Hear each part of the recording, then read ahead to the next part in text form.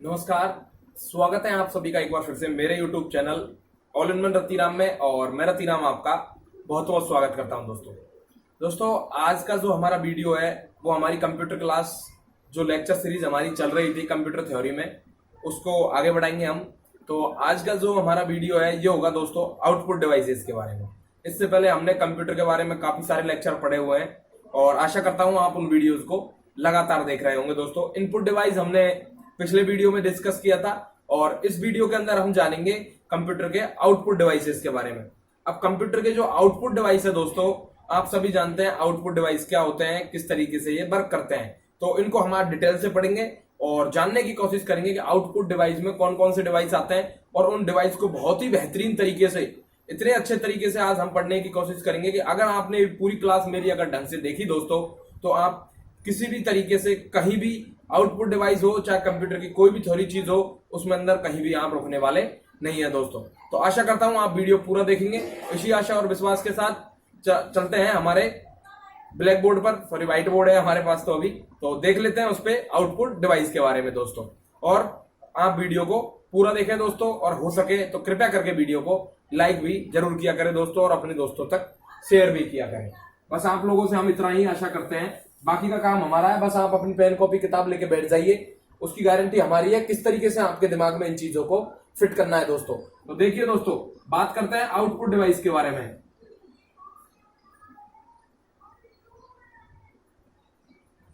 Output नाम से ही पता लग रहा है दोस्तों, आउटपुट जैसे कि हमने इनपुट पढ़ा था, तो इनपुट में पढ़ा था इनपुट, और आउटपुट में आउटपुट। दोस्तों कहने का मतलब कंप्यूटर के दिशा निर्देश, कंप्यूटर के द्वारा जनरेट जानकारियां, कंप्यूटर पे हमने जो भी मांगा है, कंप्यूटर ने जो भी कैलकुलेशन करी है, कंप्यूटर जो भी संगीत, video, audio, text file, image, चित्र कुछ भी हमें अगर दिखाना चाहता है, तो जिन डिवाइस या जिन हार्डवेयर की मदद से हम उन चीजों को देखने के लिए सक्षम है, सुनने के लिए सक्षम है, उन चीजों को प्राप्त करने के लिए सक्षम है, वो सारी चीजें हमारी आउटपुट डिवाइस के अंदर आती है।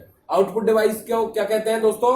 आउटपुट डिवाइस कौन कौन से होते हैं दोस्तों? ये सारी चीजें हम बड़ी आसानी के साथ पढ़ने के लिए जा रहे हैं। बस ध्यान से आप लोग बैठ जाइए और वीडियो को पूरा देखिए दोस्तों। तो वे डिवाइस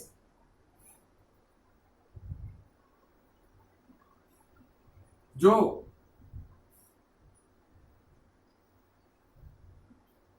कंप्यूटर से प्राप्त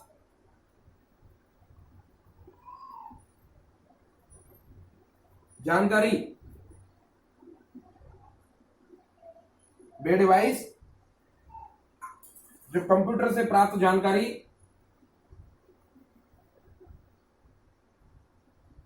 हम तक पहुंचाते हैं। बिल्कुल साधारण भाषा में समझने की कोशिश कीजिए। वे डिवाइस जो कंप्यूटर से प्राप्त जानकारी हम तक पहुंचाते हैं आउटपुट डिवाइस कहलाते हैं दोस्तों। अब हम तक जो पहुंचाते हैं वो कौन कौन पहुंचाते हैं, कैसे पहुंचाते हैं, ये सारी चीजें आप जानते हैं। इनमें सबसे पहला नाम आ जाता है दोस्तों मॉनिटर। एक और अगर मैं यहां पे दूसरा बड़ा नाम लेने की कोशिश करूं तो प्रिंटर।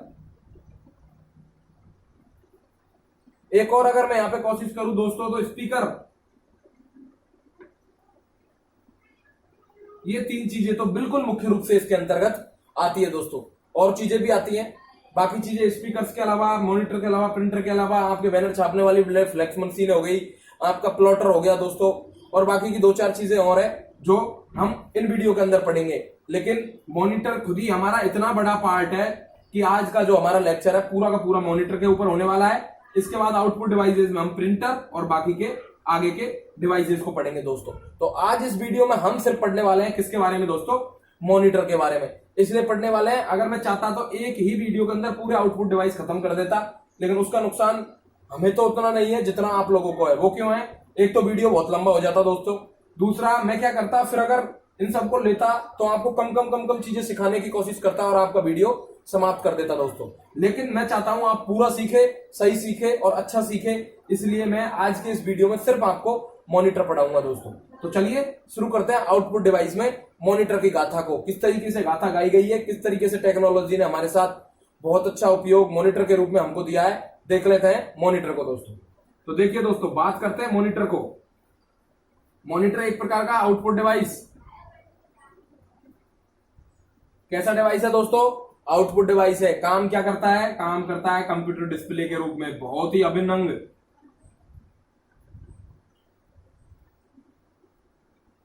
बहुत ही अभिन्न अंग कंप्यूटर का दोस्तों। अभिन्न अंग क्यों? इसके बिना कंप्यूटर अधूरा है। अगर ये आपके पास नहीं है, आप कंप्यूटर में कुछ भी नहीं कर सकते। क्या कर सकते हैं? आपको कुछ दिखेगा ही नहीं। अगर मैं आपकी आंखें बांध दूं, जंगल में छोड़ दूं कि जाओ और तैर कर जंगल को, तालाबों को, सबको पार करके आओ, कैसे करोगे दोस्तों? तो इसलिए डिस्प्ले का होना बहुत ज्यादा जरूरी है। अब हम इन डिस्प्लेज में आज पढ़ेंगे कितनी प्रकार की डिस्प्लेज होती हैं, क्या क्या ये हमारे काम आती है, कैसे कैसे काम करती है। आप सबसे पहले जान लीजिए मॉनिटर को क्या कहते हैं। मॉनिटर को आपको दोस्तों एक और नाम दिया गया है यहाँ पे, वीडियो। मॉनिटर का दूसरा नाम क्या है? एग्जाम की महत्वपूर्ण दृष्टि से बहुत ही ज्यादा अच्छा क्वेश्चन दोस्तों। वीडियो, वीडियो की फुल फॉर्म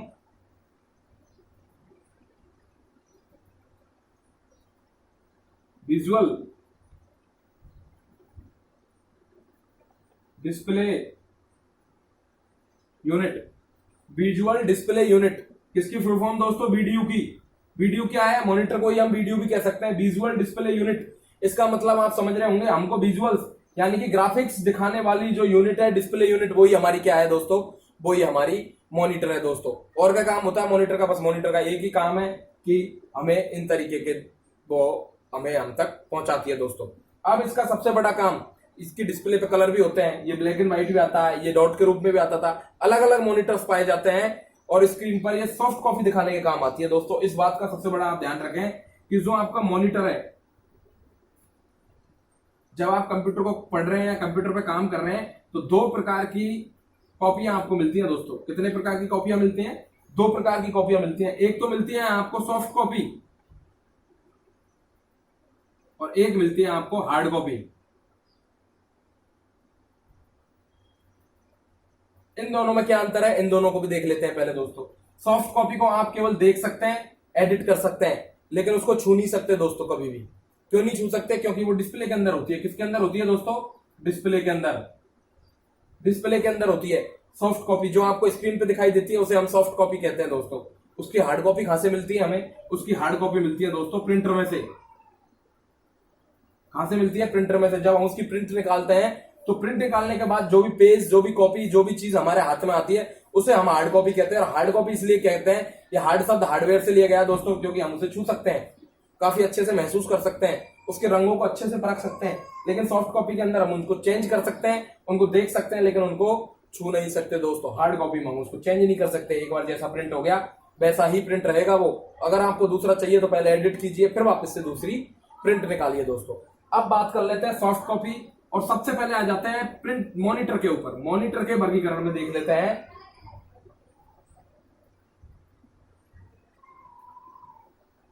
मॉनिटर दोस्तों, रंगों के आधार पर मॉनिटर को तीन भागों में बांटा गया है। किनके आधार पर? रंगों के आधार पर। अब आपकी यहां से बहुत अच्छी एक क्लास स्टार्ट होने वाली है, तो आप लोग कृपया ध्यान से बिल्कुल बैठ जाइए। रंगों के आधार पर कितने प्रकार के हैं दोस्तों? तीन प्रकार। रंगों के आधार पर मॉनिटर को तीन भागों में बांटा गया है। कौन कौन सा? मोनोक्रोम,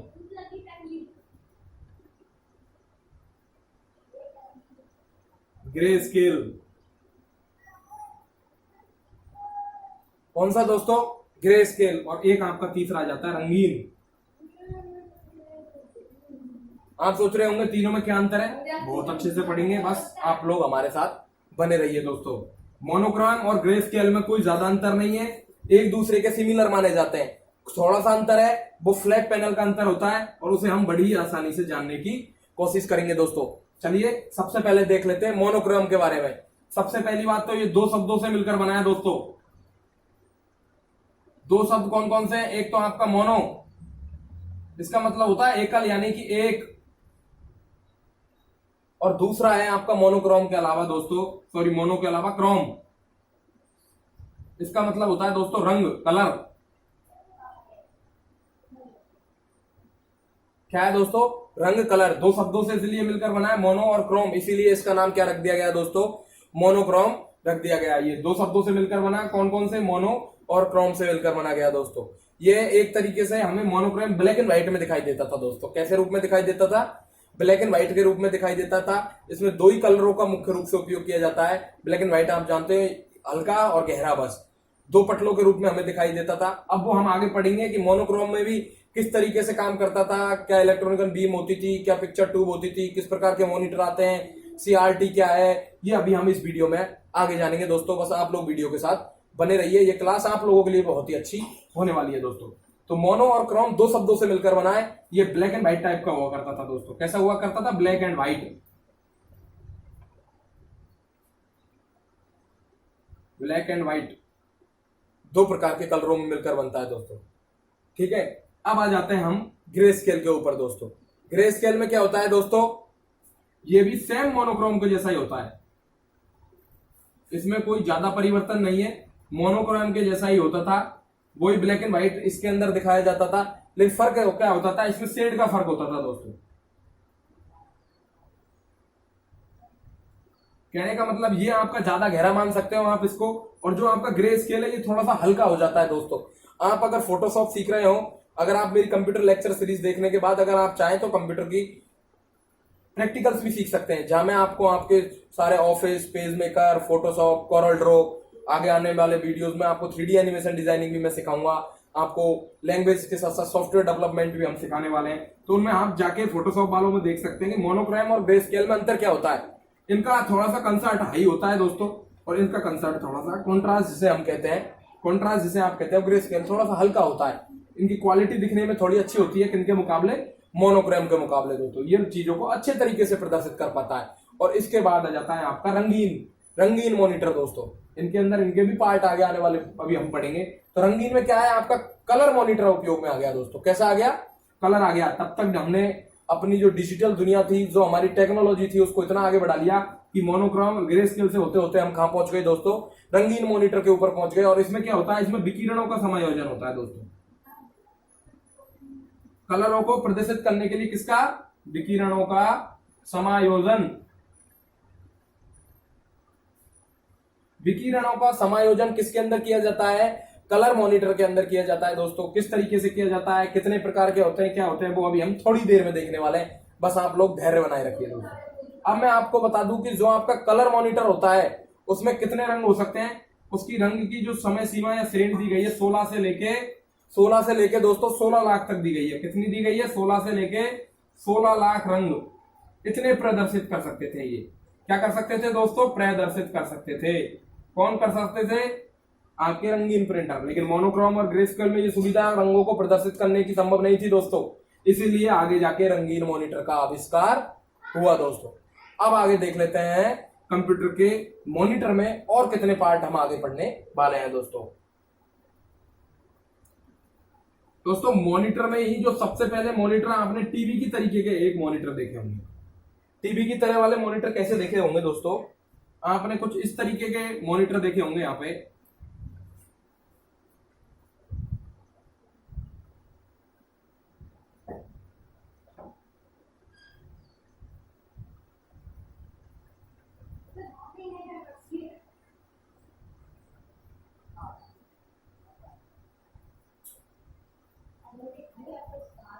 ये इस तरीके के मॉनिटर आपने पुराने जमाने में देखे होंगे दोस्तों। कब देखे होंगे? पुराने जमाने में देखे होंगे दोस्तों।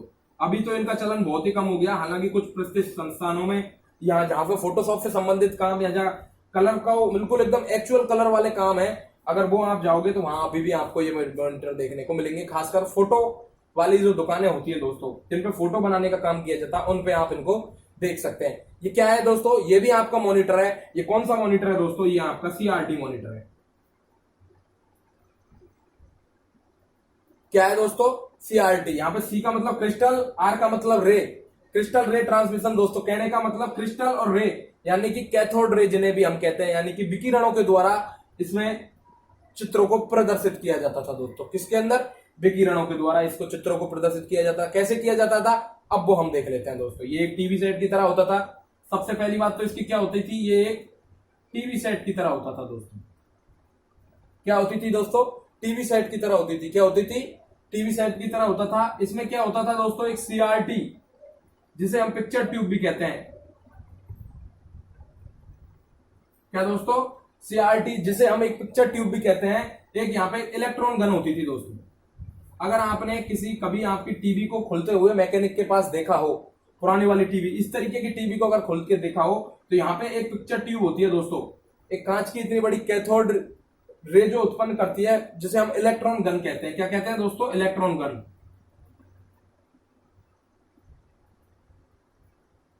Electron gun. इसका काम क्या है दोस्तों, ये बहुत हाई स्पीड करंट होता है इसके अंदर। अंदर कुछ ट्रांसफार्मर्स लगे होते हैं जो हमारे एसी को या डीसी को सप्लाई में चेंज करके कन्वर्ट करके उसको बहुत हाई स्पीड करंट देते हैं दोस्तों, मतलब हाई पावर करंट इसको चाहिए। ये इलेक्ट्रॉन गन का काम क्या है दोस्तों, ये इलेक्ट्रॉन बीम उत्पन्न करती है दोस्तों। क्या उत्पन्न करती है दोस्तों, इलेक्ट्रॉन बीम उत्पन्न करती है। इलेक्ट्रॉन बीम उत्पन्न करती है, क्या करती है दोस्तों, इलेक्ट्रॉन बीम उत्पन्न करती है।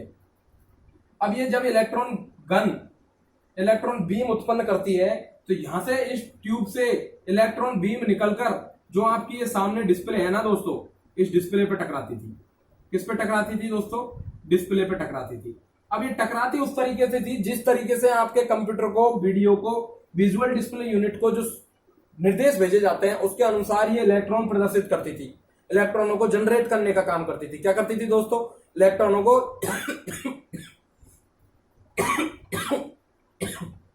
सॉरी इलेक्ट्रॉनों को जनरेट करने का काम करती थी दोस्तों। जब यहां पे ये डिस्प्ले पे टकराती है, किस पे टकराती है दोस्तों, जब ये डिस्प्ले पे टकराती है तो जो ये डिस्प्ले है ना आपकी, इस डिस्प्ले पे क्या होता था दोस्तों, ये फास्फोरस की कवर चढ़ी होती है। फास्फोरस किसका कवर चढ़ा होता है, इस पे फास्फोरस का कवर चढ़ा होता है। जब इलेक्ट्रॉन गन से इलेक्ट्रॉन बीम निकलकर इस डिस्प्ले पे चमकती है तो इसकी क्या हो जाती है दोस्तों, कोडिंग हो जाती है। कहने का मतलब फास्फोरस की जो कोडिंग पे ये टकराती है तो पिक्सल जो इसके अंदर थे, इस डिस्प्ले पे फास्फोरस में जो कण थे, वो पिक्सल्स थे, वो क्या करते हैं दोस्तों, चमकने लगते हैं। अब ये चमकते कैसे हैं, ये चमकते ऐसे ही जब इलेक्ट्रॉन गन से इलेक्ट्रॉन बीम इस पे निकलती है तो ये उस अलग अलग तरीके के प्रकाश को उत्पन्न करती थी जिस तरीके का फास्फोरस कणों पे प्रभाव अच्छे से पड़े, और उस किस जगह कौन सा प्रभाव डालना है ये अपने आप एडजस्ट कर लेती थी दोस्तों। इससे क्या होता था, हमें काफी अच्छे से चित्र दिखाई देते थे। पिक्सलों के चमकने पे एक चित्र बनता था, वो चित्र पिक्सलों पे बनते हैं और हमें काफी अच्छे से डिस्प्ले पे सारी चीजें दिखाई देती है, चाहे वो एक वीडियो हो, चाहे एक ऑडियो हो, चाहे एक टेक्स्ट हो, चाहे कोई किसी प्रकार की फाइल हो, और हम अपना काम बड़ी ही आसानी के साथ कर सकते थे। इसकी खास बात क्या थी, उच्च गुण क्षमता थी दोस्तों इसके अंदर, उच्च क्षमता। जो आपके कलर थे ना, कलर उनको बिल्कुल सही प्रदर्शित करता था, ये बहुत सटीक अच्छे तरीके से।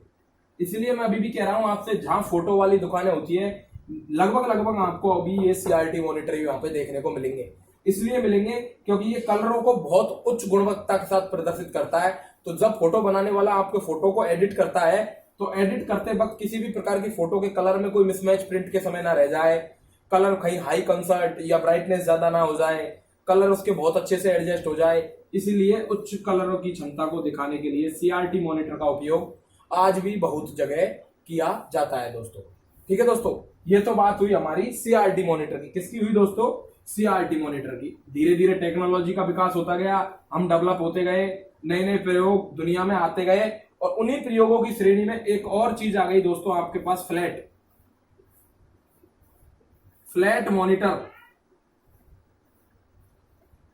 इस फ्लैट मॉनिटर का नाम सुनते ही आपके दिमाग में एक तेजी से क्वेश्चन उठ जाता है। हाँ, ये सारी चीजें तो हमने बहुत अच्छे से देखी है, लगभग लगभग सब जगह आप इनको देखते हो, चाहे वो कोई घर हो, मॉल हो, सिनेमा हो, रोड हो, हॉस्पिटल हो, कहीं भी हो, सब जगह आज इनका उपयोग बहुत आतर उपयोग में किया जाता है।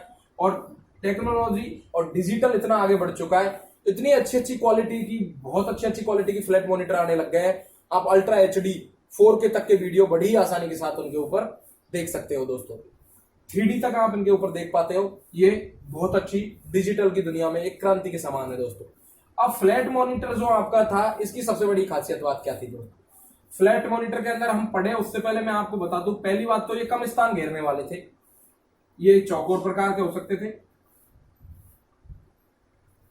बहुत ही पतले। साइड से अगर हम इनको देखने की कोशिश करें, किसी प्रकार के इलेक्ट्रिकल बीम की जरूरत नहीं, कोई इलेक्ट्रॉन गन की जरूरत नहीं। इनकी क्षमता भी काफी अच्छी होती है, लंबे समय तक चलने वाले होते हैं, अच्छी क्षमता।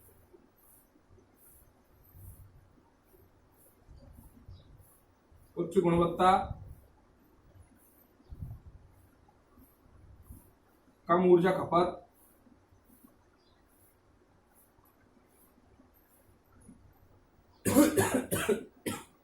कम ऊर्जा खपत। ठीक है दोस्तों, तो ये सारी चीजें हमने इनके अंदर देखने को मिली। अब आपके फ्लैट पैनल जो मॉनिटर है दोस्तों, उनके अंदर भी क्या है, उनके अंदर भी 2-3 मॉनिटर आपको पढ़ने पड़ेंगे। उनमें आप एक एलसीडी पढ़ सकते हैं, एक एलईडी पढ़ सकते हैं मुख्य रूप से। तो दोस्तों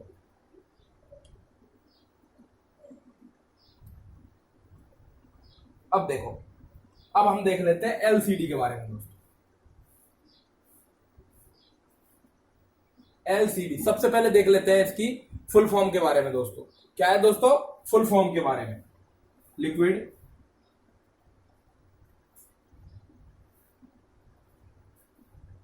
क्रिस्टल, लिक्विड क्रिस्टल डिस्प्ले भी यहां पे से कह सकते हैं दोस्तों। क्या कह सकते हैं? Liquid crystal display. क्या कह सकते हैं दोस्तों? Liquid crystal display.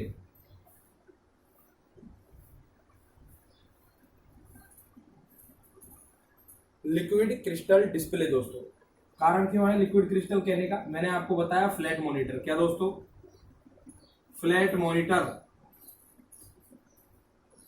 Flat monitor इसके अंदर क्या होता है? दो परतों के बीच में, ऐसे मान लो दो परतें यहां पे, और दो परतों के बीच में एक केमिकल और गैस को भरा जाता है यहां पे दोस्तों। किसको भरा जाता है? केमिकल और गैस को भरा जाता है दोस्तों। किसको भराया जाता है? केमिकल और गैस को भरा जाता है। केमिकल और गैस को जब हम इसमें भर देते हैं और जब इसको मॉनिटर को निर्देश दिया जाता है कंप्यूटर के द्वारा, तो जो गैस और केमिकल है वो एक विशेष प्रकार की क्रिया के द्वारा अलग अलग चित्रों को उत्पन्न करने का, ऊर्जा को उत्पन्न करने का काम करते हैं। ऊर्जा को उत्पन्न करने के कारण क्या होता है? हमें डिस्प्ले पे चित्र दिखाई देते हैं। डिस्प्ले पे क्या दिखाई देते हैं दोस्तों? यहाँ पे आपको चित्र दिखाई देते हैं। अब एक चित्र तो जो आपको दिखाई देते हैं दोस्तों, लेकिन एलसीडी में क्या है सबसे बड़ा फायदा? एक तो ये तेजी से गर्म नहीं होती, ऊर्जा खपत कम है, स्थान कम घेरती है, लंबे समय तक चलती है दोस्तों। ठीक है दोस्तों, और किसी प्रकार की आंखों को भी आपको कम प्रॉब्लम करने वाली होती है दोस्तों, और सीआरटी मॉनिटर के बजाय, क्योंकि उसमें कैथोड किरणों का उपयोग किया जाता है जो शायद आपके लिए हानिकारक भी हो सकती है दोस्तों। तो ये तो बात हुई किसकी? एलसीडी की, लिक्विड क्रिस्टल डिस्प्ले। क्या है दोस्तों? Liquid crystal display. इसके अंदर लिक्विड का उपयोग किया जाता है गैस के साथ, जो हमको क्रिस्टल करने यानी कि चमकने के साथ साथ हमें चित्रों को दिखाने का काम करती है दोस्तों। इसके बाद अगर हम बात करें तो एक और चीज आपकी आ जाती है एलईडी।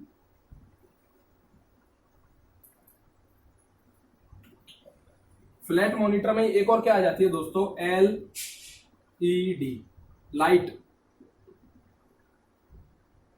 इमिटिंग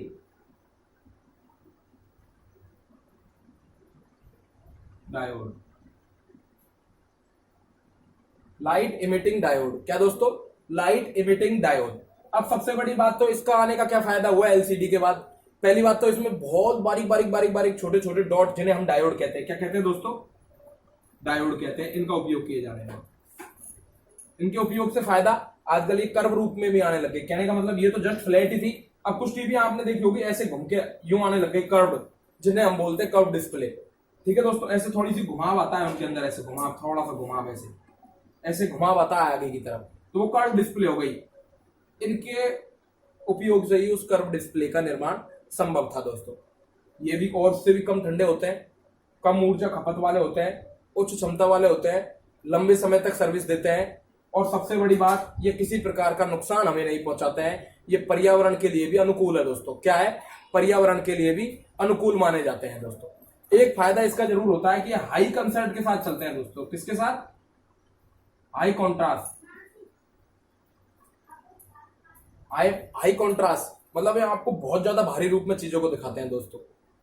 एक्चुअल कलर, अगर आप इस पे किसी प्रकार के फोटो को बनाने को बैठे तो आपको थोड़ी सी कलरों के एडजस्टमेंट में प्रॉब्लम हो सकती है, लेकिन हाई कॉन्ट्रास्ट के रूप में आपको दिखाते हैं। इसमें छोटे छोटे छोटे छोटे छोटे छोटे छोटे बहुत बारीक बारीक डॉट, जिसे हम मोबाइल आंखों से नहीं देख सकते, ऐसे ऐसे डॉट इसमें एक मिलकर डिस्प्ले का निर्माण करते हैं। किसका निर्माण करते हैं दोस्तों? डिस्प्ले का निर्माण करते हैं दोस्तों। तो वो ही डायोड है जो एक क्रिस्टल रूप में चमकते हैं। इन डायोड में क्या होता है? अलग अलग रंगों को प्रदर्शित करने की क्षमता पाई जाती है दोस्तों।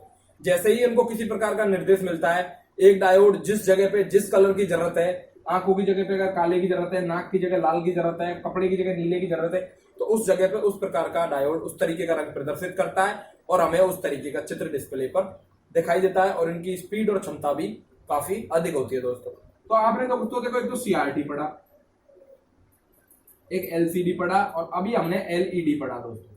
लेकिन इनको पढ़ने के साथ साथ आपको कंप्यूटर की क्षमता और उनके गुणों के बारे में भी पढ़ना चाहिए। कंप्यूटर के गुण के बारे में कैसे पता लगे भाई? हमको पता भी तो होना चाहिए ना, एक अच्छी क्वालिटी का मॉनिटर कौन सा हो सकता है, मॉनिटर में क्या क्या गुण होने चाहिए, मॉनिटर को किस प्रकार परखा जा सकता है कि ये अच्छी क्वालिटी का मॉनिटर है या नहीं है। तो चलिए दोस्तों, मॉनिटर की इसमें ही हम आगे पढ़ते हैं। मॉनिटर के गुण, मॉनिटर के गुण, मॉनिटर के गुण दोस्तों। अब मॉनिटर के गुण में अगर हम बात करें तो सबसे पहला जो गुण आ जाता है आपका, वो आ जाता है दोस्तों रेजोल्यूशन।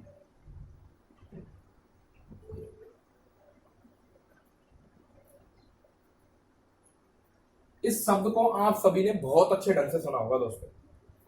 रेजुलेशन जो शब्द है इसको आपने बहुत ही अच्छे ढंग से काफी जगहों पे सुना है।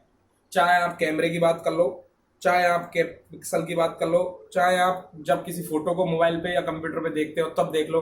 कभी कभी आपको ऐसा लगता है भाई इसकी जो इमेज है फट क्यों रही है जूम करने पे, क्यों फट जाती है? क्योंकि उसका रेजुलेशन कम होता है दोस्तों। रेजुलेशन कम क्यों होता है, क्या इसका कारण होता है, वो सारी चीजें हम देखते हैं दोस्तों। मैंने अभी आपको पढ़ाया कि छोटे छोटे डॉट, जिन्हें हम पिक्सल भी कहते हैं दोस्तों। क्या कहते हैं दोस्तों? पिक्सल। एक पिक्चर यानी कि फोटो जो हजारों लाखों करोड़ों पिक्सल से मिलकर बनी होती है दोस्तों। करोड़ों पिक्सल से मिलकर क्या बनी होती है? एक फोटो बनी होती है बहुत छोटे छोटे पिक्सल से। तो आप इस बात को जान लीजिए, जिस पिक्चर के अंदर, जिस फोटो के अंदर ज्यादा पिक्सल्स होंगे, यानी कि जितने ज्यादा छोटे डॉट होंगे, छोटे छोटे पिक्सल्स होंगे, उस फोटो की क्वालिटी उतनी ही ज्यादा अच्छी होगी दोस्तों। किसी भी चीज की गहराई को समझने के लिए, किसी भी चीज को अच्छे से समझने के लिए उसमें पिक्सल्स का होना बहुत ज्यादा जरूरी है। अभी आप एक 2 MB के कैमरे से,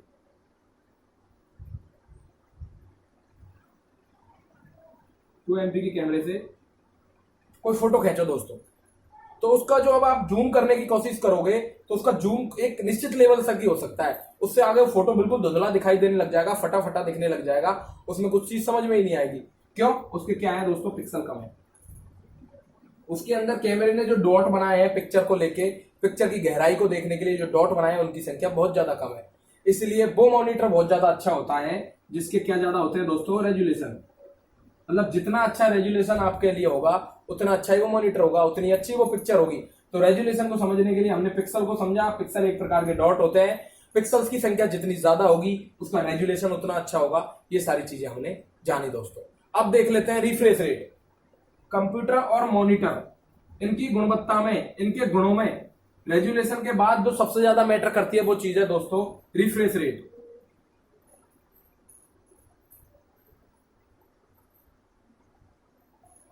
अब ये रिफ्रेश रेट क्या होती है दोस्तों?